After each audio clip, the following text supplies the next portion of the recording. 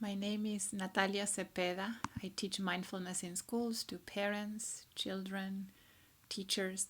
And here are a few mindfulness slides so that we can understand what is mindfulness, why do I want to practice, why would it be useful.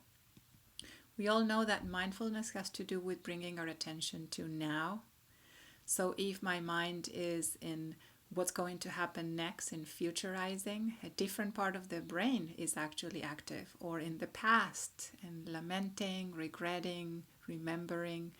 So this capacity to be present with what's happening now, whatever it is I'm bringing my attention to, even if it's a thought or a feeling, is mindfulness. And also, which is key, a capacity to not judge it, a capacity to allow for things to be exactly as they are. And this can actually be practiced and developed. There's something I call worrying about worrying, or feeling bad about feeling bad, which is that whatever that is happening to us, we can add to it by thinking it shouldn't be there, thinking it's bad or wrong in some ways. And that can actually elevate the levels of stress. And here's a slide that shows a few parts of the brain. And of course, all of this is always simplified, especially when we want to explain it to children. Our prefrontal cortex is a part of the brain that is actually active when we are in the present moment. And what happens is that when our amygdala, that little red circle in the graph, is active, is because we're stressed. In some ways, the amygdala tells us there's something wrong, danger, and it's developed very early in the brain so that it's our protector and it's necessary. The problem with current stresses, especially what we're living through right now, is that it's overactive. And exercises such as stopping, pausing, feeling our breath or our pulse, and noticing that at the core, in this moment, there's safety. The moment I can feel my breath and my feet and move the body, we're telling the brain that even if on the edges there is a lot of worry or discomfort, that the very core, in this moment, we're okay. And that can be enough to disengage or calm down the amygdala, which is the way we explain it to students, and to engage this prefrontal cortex. Also, the hippocampus, which is shown here, is in charge of storing learning. And when the amygdala is overactive, the hippocampus cannot access the prefrontal cortex, and there's no learning or no storing of memories happening. So it's very, very important to teach children to engage the prefrontal cortex, to make themselves present and to calm the amygdala down. Here's another slide that shows it again. Amygdala reacts to what happens, hippocampus stores memories, prefrontal cortex helps make smart decisions.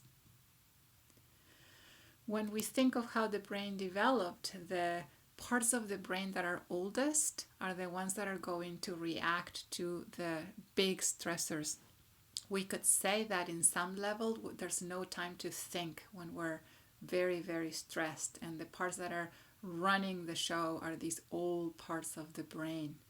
So the only access we have to them is when our awareness is in sensations of the body, present moment, breath, so those unconscious functions.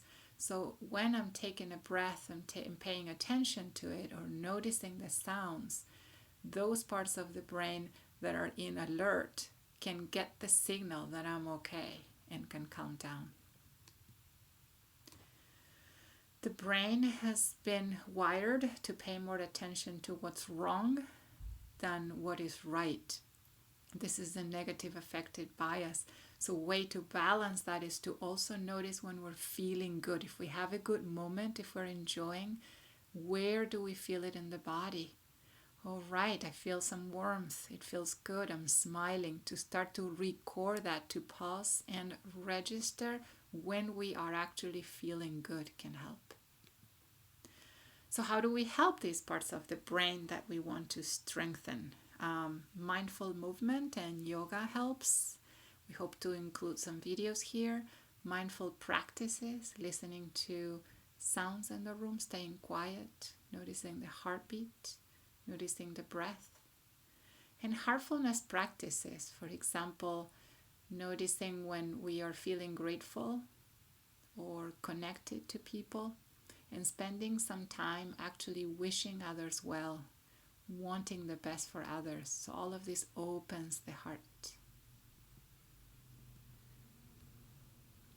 Taking 5 deep breaths. 3 things we're thankful for. In these times, it might seem that everything is so wrong, and yet there are some silver linings. There are things we can appreciate and see the opportunities for going within, and more than ever to understand that the current conditions are asking for us to pay more attention, to be more present, to bring more kindness. Apps can be helpful for those of us that want to use them. There will be more resources posted here. Conoodle is great for kids. Book resources will be left here too. And thank you for your attention. We hope to meet you in future Zooms and future videos. Thanks.